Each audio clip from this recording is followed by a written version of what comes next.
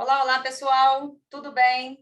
Hoje o nosso bate-papo, a nossa conversa será sobre meu ingresso no Conselho Administrativo de Recursos Fiscais. Muitos de vocês já vêm me pedindo isso há algum tempo e eu resolvi compartilhar com vocês essa minha experiência, né? E estou aqui, então, para trocar essa ideia e mostrar como é que foi a minha chegada no CARF. Bom, para quem não me conhece, eu sou a professora Renata Pilim. Atualmente, eu sou conselheira lá no Conselho Administrativo de Recursos Fiscais. Já sou advogada há mais de 20 anos na seara administrativa, contenciosa e consultiva tributária. Sou doutora em tributação e finanças pela UERJ. Também sou professora convidada dos cursos de pós-graduação da Fundação Getúlio Vargas, do IBMEC, da PUC, da USP, entre outras universidades. Também sou palestrante e autora de diversos livros e artigos científicos. Bom, hoje, então, conversaremos sobre o meu ingresso no CARF. Mas antes, eu preciso contextualizar a vocês o que é esse órgão administrativo. Então, não é só uma questão pessoal. Hoje eu vou introduzir e explicar o porquê e como eu ingressei, mas eu preciso que vocês entendam como funciona a estrutura administrativa fiscal federal brasileira.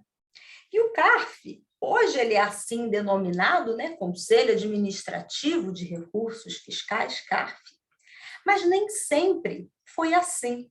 E pode ser que você tenha alguma curiosidade, como eu tenho, de entender a dinâmica do órgão, a sua estrutura, de onde que ele veio, quais são as suas origens. E aí eu fui dar uma pesquisada, já sabia um pouco sobre isso, porque a minha tese de doutorado, que é o planejamento tributário na era pós-Zelotes, ou seja, após a Operação Zelotes, que foi publicada agora, recentemente, eu fiz já uma análise desse histórico, só que eu quero trazer para vocês, de uma forma um pouco reduzida, resumida, a estrutura desse nosso órgão administrativo tributário. Bom, e a gente percebe que essa estrutura do CARF, como é hoje, antes Conselho de Contribuintes, ela já existe há algum tempo. Ela já existe desde 1925. Então, perceba que a gente está fazendo aí um aniversário, né, em agosto agora desse ano, comemorar-se-á 97 anos de existência dos conselhos, da forma paritária e da forma como a gente vê o CARF, não o CARF propriamente dito, né, mas essa estrutura já está comemorando quase 100 anos. Mas e antes, como é que era? Será que não existia isso? Será como é que era essa dinâmica ao longo da nossa história? E quem já foi meu aluno sabe que eu gosto de entender a origem dos institutos, porque às vezes, gente, no direito, que é muito detalhe, é muita coisinha, muito negocinho, você acaba esquecendo, né? Você perde, às vezes, a equação, o sinal trocado, e você chega num resultado diferente. Então, para ficar mais gostoso, né? Para ficar mais atrativo, é interessante que nós entendamos os conceitos.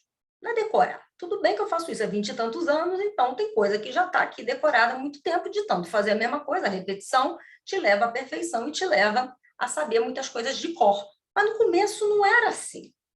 Então, o que para mim melhorou, para me tornar a profissional que eu sou hoje, e continuo fazendo isso, né? É entender a dinâmica, é fazer com que eu entenda os institutos para conseguir organizar dentro do nosso mindset, nas nossas caixinhas, tudo aquilo que a gente precisa saber quando nos é, né, sugerido ou perguntado alguma coisa. E nessa dinâmica, eu fui lá buscar a origem dos institutos. Então, há mais de 97 anos, desde 1925, quando a estrutura dos conselhos de contribuintes começaram a existir, né, é que nascem os primeiros conselhos de contribuintes, formados, então, por colegiados de representação paritária, ou seja, não é um órgão estrutural, é um órgão, hoje vinculado ao Ministério da Economia, mas não é só concursado fiscal que está ali. Existem também os membros da coletividade, que justamente por isso forma essa formação paritária. Ou seja, você tem gente aqui do fisco, você tem gente que representa a sociedade, e aí você entrega aquele julgamento ao contribuinte. Então, teremos essa representação chamada paritária, composto o órgão por membros da Fazenda Nacional e por membros da coletividade. Essa iniciativa, ela marca uma importante fase, né, do contencioso administrativo no Brasil, na busca, portanto, de julgamentos mais imparciais, né? Porque se é tudo Fazenda Nacional, fica complicado, né? Fica uma tendência a perder sempre. Quando você coloca lá um órgão com membros da coletividade e membros do poder público, a coisa gera ali uma melhor parcialidade. A origem desses tribunais administrativos fiscais hoje, o CARF, ela não é de hoje, né? Ela data do Brasil colônia, com os chamados provetores, que eles tinham a missão, como se fossem os fiscais, né, chamados provedores naquela época, ele teria a missão de fiscalizar, de arrecadar os tributos, de fazer um lançamento, hoje é lançamento, na época não tinha esse nome, e também julgar os recursos, ou seja, aquele provedor que fazia a fiscalização, que te autuava, era o mesmo que ia julgar também os seus recursos, o que gerava uma dificuldade, né? Mesma pessoa fazendo isso tudo, difícil ter uma parcialidade nisso daqui. Tudo bem. Na sequência, nasce o que se denomina do real erário português, dentro ainda do Brasil colônia, né? Cujas funções, por força da criação deste órgão, passaram a ser separadas. A função de fiscalização e a função de julgamento de recursos, né? E o julgamento em segunda instância administrativa, que é paritário, né? Membros do contribuinte e membros da Receita, ficou a cargo dentro de um órgão dentro desse real erário português, chamado na época de Junta do Real Erário. Era esse o nome que se dava. Naquela época, né? Estou falando de Brasil colônia, todos esses órgãos eram localizados, sabe aonde? Na Bahia. E depois é que eles foram radicados no Rio de Janeiro. Na sequência, vocês lembram, né? Fato histórico, o ano de 1808. 1808 é um ano super importante para o Brasil, por quê? Porque foi quando a família real chega no Brasil, por força, né, de toda aquela Revolução Francesa que existia lá dentro daquela época, né, o Napoleão querendo conquistar os seus territórios, né, Portugal ele rompeu alguns dos combinados, né, com Napoleão, e no frigir dos ovos, para que eles não fossem presos e mortos, como aconteceu, né, com vários reis e rainhas da época, né, cujos territórios eram dominados e iam para a guilhotina, aquela coisa toda, ou eram mortos por Napoleão, né, e para evitar, então, essa loucura, já que ele não cumpriu o contrato, veio a família real, fugida para o Brasil, e aqui se inaugura um momento importante dentro da realidade brasileira, né? Porque a gente era uma colônia e, de repente, a gente teve que se reorganizar, né? Até, depois de alguns anos, nos tornarmos independentes com o dia do fico, que todo mundo também conhece, de Dom Pedro I. Então, esse marco da vinda da família real para o Brasil desencadeia importantes transformações e o surgimento, necessidade do surgimento de instituições. A gente não tinha uma moeda específica, era escambo. Você não tinha um Banco do Brasil, que posteriormente veio a surgir e faliu depois de um tempo também. Depois, se vocês quiserem, leiam o 1808, de Laurentino Gomes, que vocês vão entender um pouco mais a loucura que a gente vive hoje, que também não é muito diferente daquela época, vocês vão ver. E nessa situação, entre um monte de coisas que aconteceram, as instituições, né, a criação dos órgãos para Dom João poder sobreviver aqui e criar o seu reinado, foi necessária, então, a criação dessas instituições e, entre elas, a transferência do erário régio. ou seja, a transferência era lá em Portugal, tem que vir para cá, o erário régio, né, da coroa. Formando, portanto, o único e central que deu origem ao atual Ministério da Fazenda. Então, você tinha o erário régio, que vai formar aquele núcleo central da economia aqui no Brasil, e que, posteriormente, ele deu origem ao que hoje a gente conhece como Ministério da Fazenda. Esse erário ele foi instalado no dia 28 de junho de 1808, que foi aquele ano emblemático quando a família real chega ao Brasil. Nessa época, para centralizar, então, o julgamento dos processos, foi criado o Tribunal do Conselho da Fazenda, né?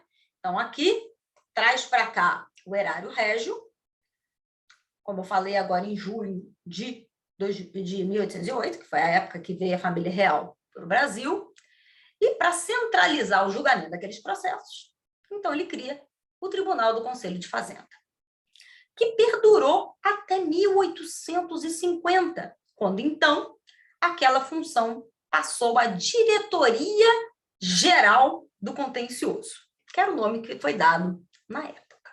Então percebam que os tribunais administrativos, para julgar recursos administrativos com relação à fiscalização, isso não é de hoje, gente. Eu estou falando de 1808, e antes disso ainda tinha, né, a formação, como eu falei para vocês, dos provedores, e depois, com o Real Erário Português, a Junta Real do Erário, agora com 1808, né, com a vinda da família, o Erário Régio, e posteriormente, então, foi criado o Tribunal do Conselho da Fazenda, que permaneceu assim até 1850, quando então nasce a Diretoria Geral do Contencioso. O Conselho de Contribuintes, nos moldes do atual CARF, que antes do CARF existia uma outra coisa, que eram chamados Conselhos de Contribuintes do Ministério da Fazenda, aparece apenas no fim do ano de 1924. Então, essa estrutura do Conselho de Contribuintes, parecido com o que a gente vê hoje, ela só nasce em finalzinho do ano de 1924. O primeiro conselho foi instalado visando a análise do imposto de renda. Então, foi o Conselho do Imposto de Renda, que foi instalado em meados do ano, em 1925, já no ano seguinte. A experiência foi tão boa, segundo o que dizem os livros, que levou à implantação do segundo conselho para cuidar dos demais tributos. O imposto de renda é um só. Quantos outros não existiam naquela época? Então, existia um conselho para analisar questões afetas ao imposto de renda, e depois nasceu um outro para analisar os demais impostos. Isso eu estou falando de 1925, aí já está mais perto aqui da nossa realidade. Aí, essa formação de dois conselhos, um analisando o IR e o outro analisando todo o resto, ele permanece até 1934, quando, então, os conselhos foram reinstalados em uma nova denominação, de uma nova nomenclatura. Então, passou a ter, depois, até 1934, assim, depois vamos mudar esse negócio aqui, e teve o primeiro e o segundo conselho, ficaram com a responsabilidade do julgamento dos processos, dos tributos internos, e nasceu a Câmara Superior de Tarifa, posteriormente denominada Conselho de Contribuintes, que era o terceiro Conselho de Contribuintes, que acabou trazendo para si a análise de questões aduaneiras. Então, 1934, muda aquela estrutura, os conselhos acabam sendo reorganizados, o primeiro e o segundo, o do IR e dos outros tributos, passaram a julgar, então, os processos referentes àqueles tributos. Aí surge, no primeiro momento, uma Câmara Superior de uma Tarifa, que posteriormente acaba sendo transformada numa terceira, né? Seria o terceiro Conselho de Contribuintes, para julgar as questões afetas ao aduaneiro. E assim a gente passou a ter 3 conselhos, a partir de 1974. O do IR, os demais tributos e as questões aduaneiras. O Conselho de Contribuinte do Imposto de Renda, o primeiro deles, ele teve como presidente, inicialmente, o advogado José Leopoldo de Bulhões, que é uma figura importante aqui, que exerceu o cargo após ocupar, antes disso, ele ocupava a pasta, né, da estrutura, na época do Ministério da Fazenda, nos governos de Rodrigues Alves e depois, posteriormente, do Nilo Peçanha. E depois muitas outras personalidades importantes passaram pela presidência e compondo esses conselhos de contribuintes que vieram a nascer nessa formatação em 1934.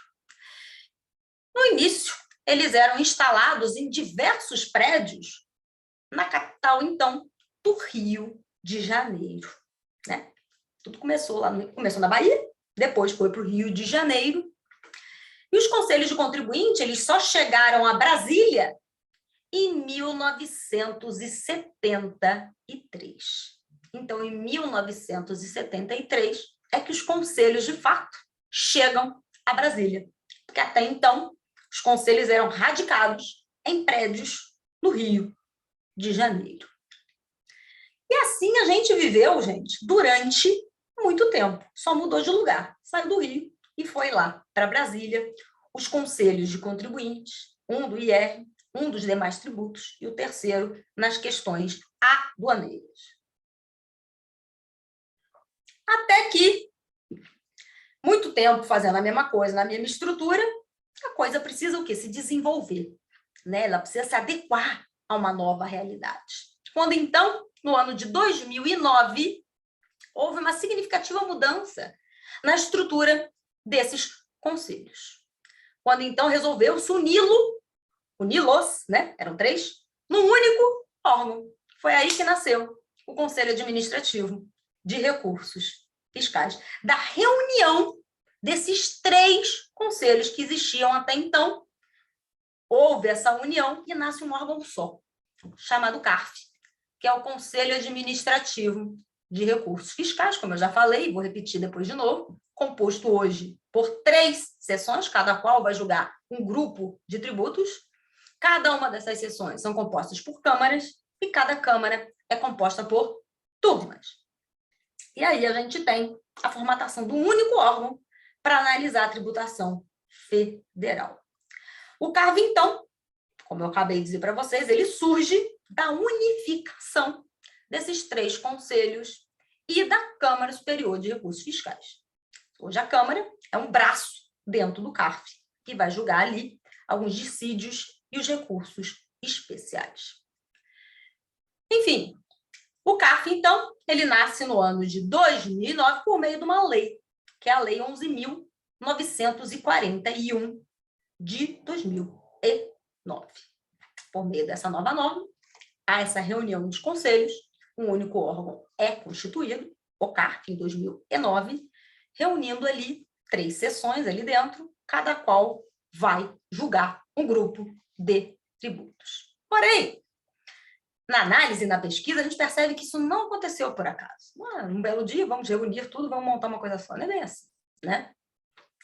O órgão, ele integra um macroprocesso do crédito tributário, gente. A parada, para a formatação do crédito tributário, muita coisa acontece. Aliás, eu vou fazer um outro vídeo explicando, se vocês quiserem, comenta aí, como funciona toda a constituição do crédito tributário, a administração fiscal, o que acontece, o que é decadência, o que é prescrição, até a formatação, se for o caso, do auto de infração. Então, esse macroprocesso, ele precisava ser modernizado para poder enfrentar os desafios que aconteciam, né? Então, os estudos, eles apontam para a necessidade de uma racionalização das atividades administrativas, a otimização dos trâmites processuais de uma certa celeridade na solução dos conflitos e dos litígios, que antigamente já demorava muito, hoje já não é tão demorado, né? Hoje você vê processos julgados, né, na esfera administrativa federal em 2, 3 anos. Antigamente, 20. Acontece, sei lá, demorava demais. a falta de uma estrutura eletrônica, hoje a gente vive um momento muito melhor do que foi um dia, né, o cenário administrativo brasileiro. Então, como se eu preciso renovar, eu preciso melhorar, então nasce, a formatação desse novo órgão e com ele toda uma nova ordem, buscando a melhoria da entrega à coletividade na análise desses processos administrativos federais, né, buscando essa otimização e uma maior celeridade na entrega e na solução dos litígios fiscais. Então, o novo regimento do CARF, naquela época, né, acabou o conselho, nasceu o CARF, tem que ter um regimento novo. Ele vai introduzir uma série de novas realidades, tais como a seleção de conselheiros, visando aqui uma maior transparência nas indicações.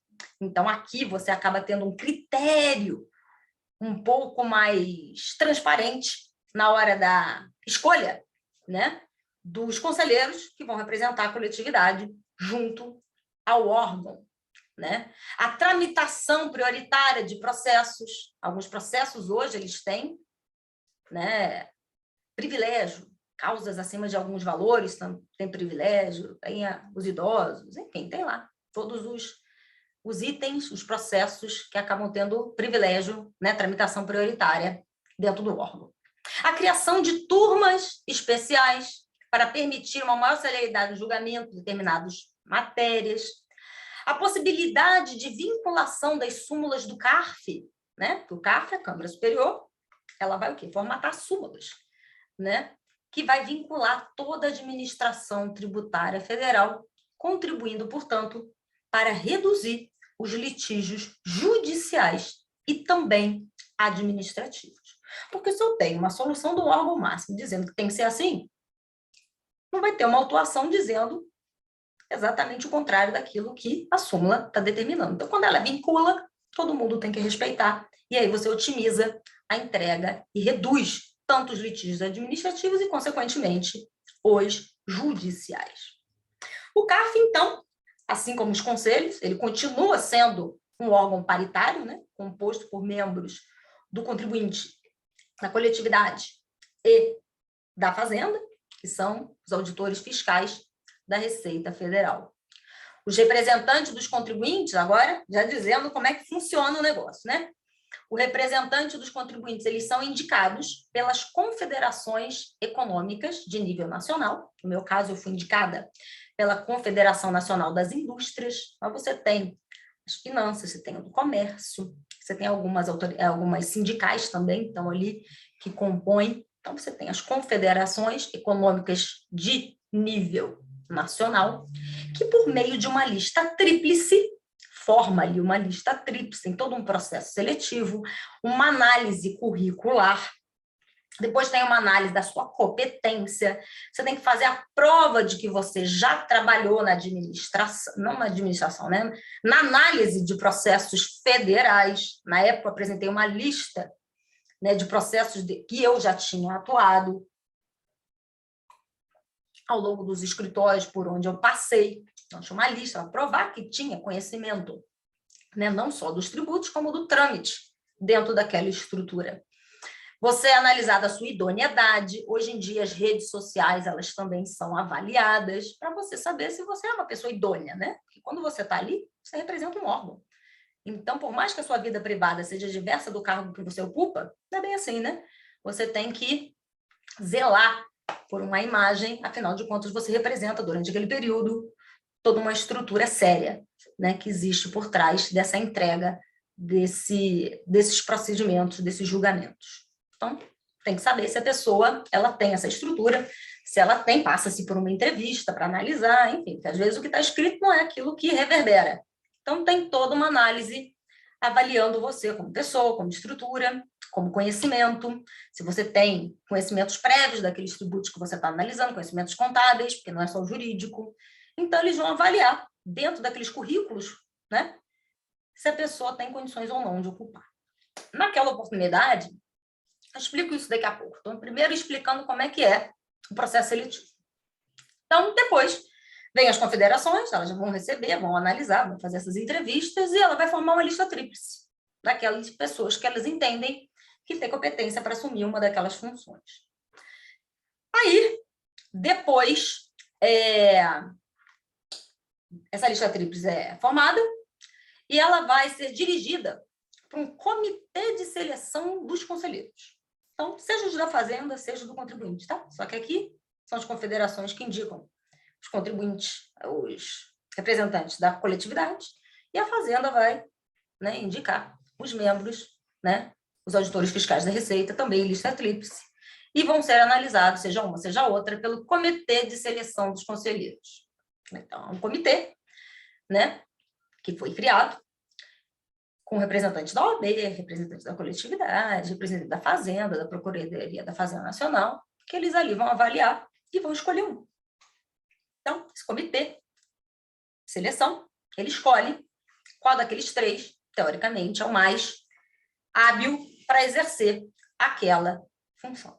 Uma vez escolhido, a mesma lista sobe, na época, no começo, né, para o Ministério da Fazenda, hoje Ministério da Economia, hoje o cargo está dentro da estrutura do Ministério da Economia, mas na época, no começo, né, era vinculado ao Ministério da Fazenda.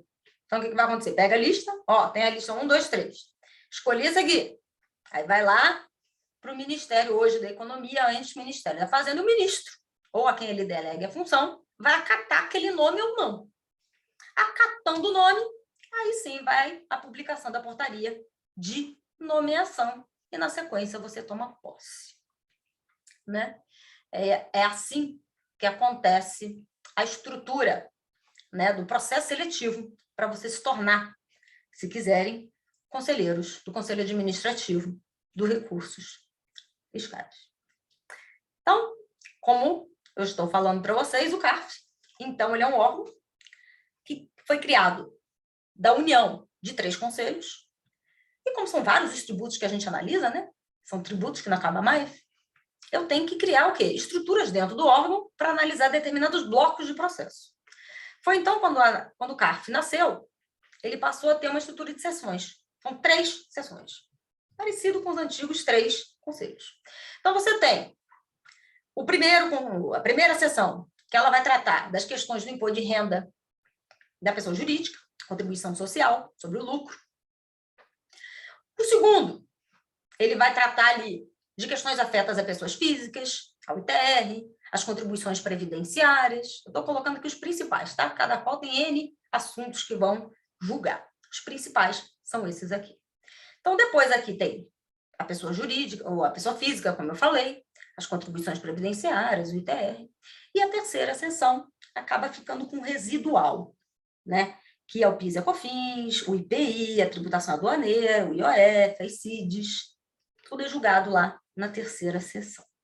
Então, depois, avaliando as matérias que cada sessão vai julgar, o regimento do CARF, ela permite que cada uma dessas sessões venham a ser compostas por câmaras. Normalmente são 4. As câmaras, portanto, elas podem ser divididas em turmas. No caso aqui, 2 turmas, até 4 turmas. Hoje eu estou na 3402, eu estou na terceira sessão da 4ª Câmara da 2ª turma. Né? Então, você tem a formatação. Então, de novo, tem as 3 sessões, cada sessão é formada por 4 câmaras, e as câmaras poderão ser divididas em até 2 turmas. Por sua vez, as turmas de julgamento, elas são compostas por 8 membros. Então, as sessões são formadas por câmaras, câmaras são formadas por turmas. E cada turma é formada por 8 conselheiros. 4 que representam a Fazenda Nacional e 4 que representam os contribuintes. Como que chegam esses 8 lá? Já te falei. Tem a lista tríplice, ou da Fazenda, ou das confederações, vai para um conselho, analisa a lista, escolhe um e vai lá para o Ministério da Fazenda, antes, hoje, Ministro da Economia, vai lá, avaliza aquilo ali, e muito bem.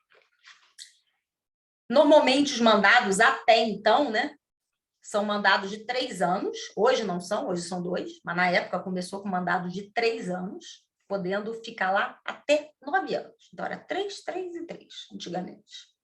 Né? Aí passa de novo por um mini processo a cada 3 anos, ver se você está cumprindo tudo aquilo que você teoricamente se comprometeu a fazer, se você quiser continuar ou não, e aí eles renovam por mais 2 vezes o seu mandato. Então, é assim que funciona. O órgão está funcionando muito lindamente. Na época, né, os conselheiros dos contribuintes, ele era mais um cargo de prestígio, né? Passado por esse processo todo, era um cargo de prestígio. Por quê? Por que era prestígio? Não que hoje não seja, também é. Mas na época um pouco mais, porque você não tinha remuneração. Então, você era um cargo, uma função comissionada, mas não tinha contraprestação financeira, tanto que você poderia exercer a advocacia livremente. Você ia lá, tinha todas as regras de quantos processos você tinha que julgar, como é que era, na época eu não me lembro, mas enfim, tinham lá as regras, você entrava, julgava, tinha que ter, você arcava ali, tinha alguns benefícios, às vezes uma passagem aérea, alguma coisa assim, mas você não tinha salário, né? Você não tinha remuneração. Em compensação, você continuava lá a exercer a sua advocacia, era assim, né? Enfim. E a coisa foi indo, e assim se desenvolveu, tanto nos conselhos de contribuinte, posteriormente no CARF, com essa forma, até que o ano de 2014, ele foi um ano emblemático. O ano de 2014. Por quê? Porque foi deflagrada, junto com aquelas outras operações da Lava Jato, aquela coisa toda que a gente já viveu, a tal da Operação Zelote. A Operação Zelote foi um braço dessas investigações que ocorreram à época. E ela foi deflagrada em março de 2015. Então, tudo começou em 2014. Em março de 2015, foi, de fato, instituída essa operação com a finalidade de investigar um suposto esquema de corrupção dentro do órgão, né? Em razão de supostas compras de votos pelos conselheiros, seja da Fazenda, seja do contribuinte, seja vantagens, algumas artimanhas, retirada de pauta, enfim. Foi inaugurado ali dizendo que alguns ali poderiam estar favorecendo alguns contribuintes. Isso aí foi investigado. Estão sendo ainda, né? Não tem nada ainda, não que eu saiba, algo palpável de que alguém de fato tenha sido condenado por isso. Por isso que eu falo suposto, né? Porque até você condenado é só suposto, você não pode ficar colocando rótulos nas pessoas, né? Sem que você saiba efetivamente o que aconteceu. Conheço muitos bons profissionais que estavam naquela época, antes dessa operação. Conheço, são pessoas excepcionais e não acredito que estariam envolvidos nesse tipo de coisa, que até porque são muito sérios. Um ou outro talvez discrepa, como tudo na vida, né, gente? Seja a profissão que for, tem sempre um ou outro que discrepa um pouco daquilo que se espera. Mas isso não é específico da advocacia, isso acontece em qualquer lugar. Mas fato aqui, talvez tenha sido demais, chamou a atenção aí da operação, nasceu essa operação Zelotes, então, para avaliar se realmente existia esse conluio entre aqueles conselheiros, advogados, bancas de advocacia. E está aí sendo alguns analisados. Então, por esse motivo, o órgão fechou. Então, depois que surgiu esse escândalo todo, o órgão fecha. Deflagrou-se em março de 2015, o órgão fechou e permaneceu fechado até o final desse mesmo ano, 2015. Ele só voltou a funcionar em dezembro, finalzinho, início, acho que foi, não me lembro a data, mas enfim, em dezembro de 2015, no iniciozinho de dezembro, ele voltou a funcionar. Então, não estava no órgão não, tá, gente? Só para vocês saberem, eu entrei no momento depois que vai chegar lá e aí eu vou te contar um pouco melhor. E aí essa questão foi todo um divisor de águas, né, na trajetória daquele órgão, o que vai resultar, portanto, em toda uma reestruturação administrativa do Conselho Administrativo de Recursos Fiscais. Ele fecha. Depois dessa loucura toda, ele volta a funcionar e novas regras são criadas, né? Outras portarias, a partir de então, vieram a ser editadas, criando outras normas para evitar esse tipo de escândalo, esse tipo de situação desagradável que ninguém gostaria de viver. Então, ele volta a funcionar. Nasce ainda em 2015 a Portaria 343, que versa sobre as novas regras do órgão, trazendo aí, então, um novo cenário. Por exemplo, tá? Um monte de coisa mudou aí. Mas, por exemplo, a dispensa da composição paritária no julgamento. Antigamente não, tinha que ter 4 e 4. Hoje em dia você não precisa ter ali, né? Tem que ter uma paridade, não tem que ter 8, que eu falei para vocês. Não podia ser uma sessão de julgamento com 6, 3 e 3. Podia ter uma sessão de julgamento com 4, 2, 2. Enfim, teoricamente poderia. Não precisa mais ter ali. E poderia também julgar sem essa paridade. Podia ter 4 da fazenda e 3 do contribuinte e vice-versa. Não tem mais essa obrigatoriedade, a dispensa dessa composição paritária de conselheiros representantes do fisco e do contribuinte. Então, é possível que tenha amanhã ou depois um julgamento que tenha 4 votos do contribuinte e 3 fazendários, e vice-versa. Hoje isso é possível. Quer dizer, a partir de 2015 passou a ser possível. Nas sessões aqui das turmas chamadas baixas. O que é turma baixa? Muitas vezes você lê em jornal, as turmas baixas do CARF.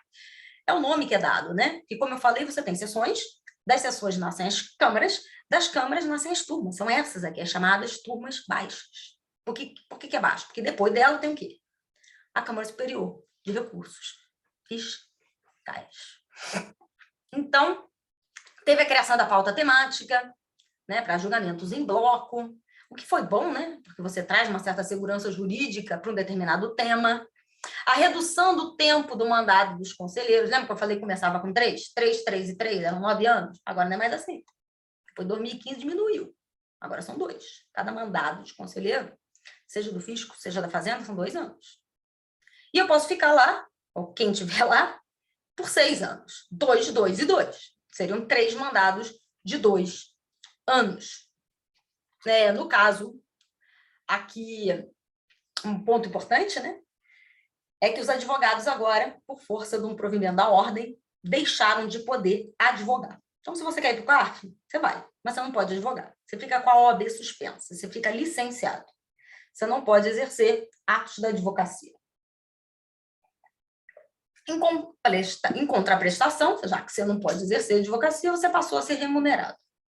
Então, hoje, os conselheiros do CARF, do contribuinte, né, os conselheiros do contribuinte, eles têm uma remuneração, um valor ali para poder estar ali e entregar ali o seu trabalho, né? Não é CLT, é um vínculo ali de seletivo, né? Não é seletivo, não.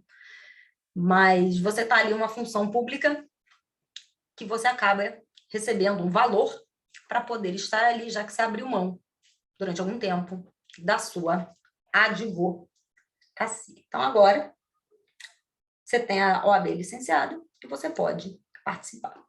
Muita gente me perguntou se o salário do conselheiro do contribuinte ele é o mesmo do salário do auditor fiscal, gente. Muita gente pergunta isso. Não, não é. O auditor ele tem a remuneração, ele passou no concurso, ele tem a remuneração dele lá X.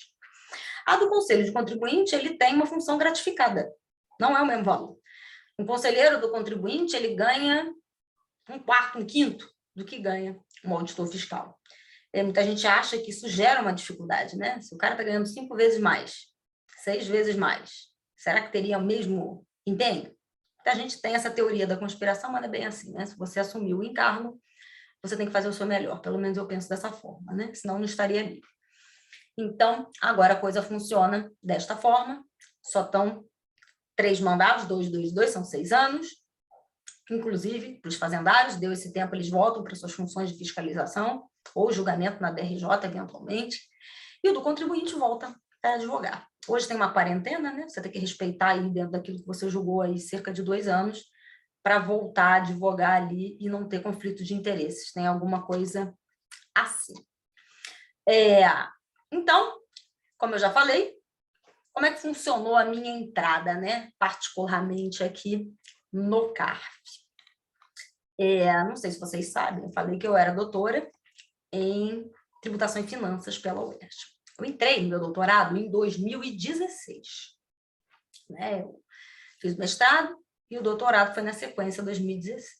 Inicialmente, a minha tese ela versada sobre o pragmatismo das decisões administrativas e judiciais no tocante à argumentação consequencialista, que é aquela história da modulação, se não o fisco quebra, e outros argumentos que não são jurídicos para determinar, né, o mérito e o deslinde de uma decisão judicial, uma decisão mais judicial. Administrativo, você não vê muito isso. Então, foi um projeto bacana, tanto que eu recebi, né? Foi o primeiro lugar na UERJ no meu ano, foi a primeira colocada no processo seletivo, né? Para os doutores, né? Naquele período. E assim nasceu o meu projeto. Mas, ao longo do tempo, eu tinha minha tese de mestrado também, que era um tema muito próximo. Eu acabei publicando um livro, eu não estava muito feliz com aquele tema, e eu comecei a tentar pensar sobre o quê? O conceito de insumo, que naquela época era uma loucura. Hoje também é. Continua. A gente tivesse estudado sobre isso também, que era um bom tema. Mas aí eu pensei, não era bem aquilo ali, aquela história do planejamento tributário, que eu sempre fiz ao longo da minha vida. O que é evasão, o que é elisão? Aí vai lá o CARF e diz que eu não posso fazer aquilo, ou vem o poder público e diz que eu não posso fazer aquilo me incomodava muito. E aí eu falei, sabe o que eu vou fazer? Era muito recente ainda, né? 2016, né? Eu falei que isso aconteceu em 2015, final de 2015, no iniciozinho de 2016, né? O órgão efetivamente voltou a funcionar. E eu falei, quer saber de uma coisa? Eu vou estudar planejamento tributário. Eu vou tentar identificar quais são os argumentos válidos dentro do órgão que possam me fazer chegar numa estrutura legítima ou não de planejamento. Então, analisei todas as questões de planejamento tributário, todas as teorias, e analisei um portfólio, um grupo de decisões do CARF, que foi de 2016, pós-Elotes, até 2019. Então, foram 4 anos aí, analisando precedentes da Câmara Superior de Recursos Fiscais, porque se eu fosse analisar de tudo, eu não ia estar aqui até hoje, né? Porque ia demorar mais ainda. Tentando identificar nessas decisões um critério que pudesse lastrear o contribuinte. Se eu fizer isso, pode ser que dê M. Se eu fizer aquilo, eu estou ali na dúvida. Mas se eu fizer aquilo ali, está 100%. É isso aí mesmo que tem que fazer. Eu encontrei, se quiserem saber. Vai lá na Lumen Iuris, Planejamento Tributário pós-Elotes, foi publicada agora no início deste ano. E aí vocês vão ver lá toda a análise que foi feito, todo um estudo de muito tempo sobre o Conselho Administrativo de Recursos Fiscais, sua estrutura, suas decisões. E aquilo começou a vir dentro de mim. Só que, por outro lado, eu não tinha grandes pretensões. Eu não estava ali pensando, vou para o CARF. Nunca fiz esse movimento. E aí, a coisa, comecei a estudar. E, no final do ano de 2019, eu nem tinha ainda concluído o doutorado, eu ia defender em fevereiro do ano seguinte. O que aconteceu? Veio um convite da CNI, da Confederação Nacional das Indústrias, perguntando se eu teria interesse de compor uma lista tríplice e passar pelo processo seletivo. Aí, naquele momento, eu estava vivendo um momento muito bom profissional, né? Eu tinha a minha advocacia, mas não era tão prioritária assim. A minha empresa de educação estava ali de vento em popa e eu não preciso abrir mão da minha educação, eu não preciso abrir mão da minha empresa, da minha estrutura. Eu não posso exercer advocacia hoje, né? Mas tenho meus parceiros que continuam dando continuidade àquilo que a gente começou. Então, estava um momento confortável, né?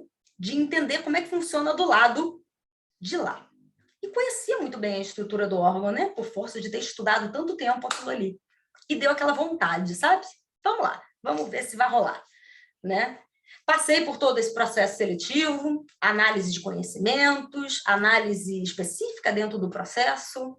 Talvez a tese tenha ajudado, a gente não sabe, né? Porque eu estudei bastante aquilo ali. Mas até no imposto de renda, hoje eu estou numa turma que estuda outros tributos diversos daqueles que eu estudei na minha tese. Mas, enfim, passei pelo processo, fui aprovada na lista e fui para o comitê. E meu nome foi aprovado em primeiro lugar naquele comitê. Depois foi ao Paulo Guedes, né? Ou a quem ele delegou a competência, para confirmar aquele nome. O nome foi confirmado. E em fevereiro de 2020, eu estava tomando posse. Dia 4 de fevereiro de 2020, eu estava tomando posse no órgão. Eu defendi a minha tese de doutorado pouco tempo depois, no dia 20 de fevereiro.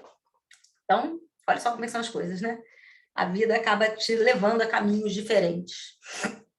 Então, eu estou licenciada, a minha empresa de educação continua, tanto que eu tenho vários cursos, tenho as minhas mentorias, quem tiver interesse, depois eu vou estar lá no Instagram, vocês olham lá. E estou lá para entender o lado de lá, a vida como ela é, como é que funciona esse negócio. Até para depois, quando eu vier a sair, eu poder entregar aos meus clientes, né, uma defesa administrativa, mas condizente com aquilo que um julgador espera ouvir. Isso é muito importante. Quem me conhece sabe que eu sou uma camaleoa. Eu gosto de experimentar. Então, num outro vídeo eu explico isso para vocês, mas a advocacia ela entrou na minha vida de uma forma diferente. Eu queria concurso público. Depois do concurso público, eu fui assessora de magistrado, já fui procuradora do município. Depois eu não quis mais nada disso. Aí depois eu fui advogar. Adorei aquilo ali. Mas o que eu gostava mesmo era de ensinar. Era aquele negócio maravilhoso que eu dei aula, não sei se vocês sabem, também não sabem, né? Mas antes disso tudo, eu ainda fiz letras, não concluí. Dei aula durante muito tempo para pré-vestibular e essa história da academia é uma coisa que sempre me fez meus olhos brilharem. E então, mantive aquilo que eu gostava de fazer e fui entender o lado de lá. E está sendo uma experiência incrível, né? A gente acaba tendo a oportunidade de analisar cases que talvez numa estrutura pequena, que a minha empresa ela nasceu em 2012, faz 10 anos agora, em agosto, né, que normalmente talvez você não tivesse acesso, né? A gente sabe que hoje as grandes empresas acabam procurando as grandes bancas e acaba que os escritórios menores às vezes não têm acesso, né, a causas que têm um vulto um pouco maior. E eu tenho a oportunidade ali de analisar questões importantes e aumentar o meu HD, entender mais o que funciona por trás, né? Às vezes o advogado entende o fiscal e vice-versa. Cada um tem uma função dentro desse processo. A fiscalização ela é feita para realmente avaliar se a empresa fez certo ou não, e por isso que ela te autua se fez errado, ou numa divergência de posicionamento. A gente acaba entendendo que não tem que ficar com raivinha, né? Cada um faz o seu trabalho, você defende, o outro vai e tenta avaliar se você fez certo ou não, é o representante, senão ele não estaria ali, não teria feito aquele concurso. E assim a coisa se processa, cada um tem uma função dentro do processo.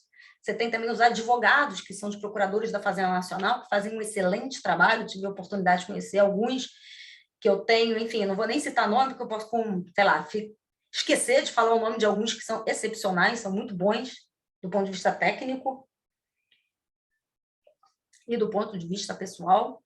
E eu sou muito privilegiada de poder estar ali, de alguma forma, entregando à coletividade um pouco do meu conhecimento, né, na análise desses processos.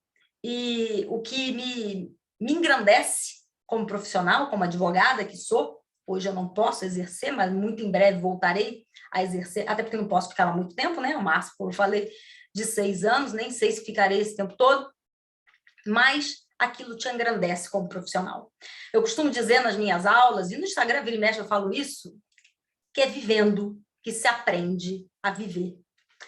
E é uma coisa muito importante que você tem que saber, gente, é que hoje eu tenho 22 anos da prática. Hoje eu sei muita coisa. Estou longe de saber tudo, mas hoje eu sei isso aqui. Tem muita coisa aí para aprender ainda. Muita, bota coisa aí. Quando você acha que sabe alguma coisa, você descobre que não sabe nada.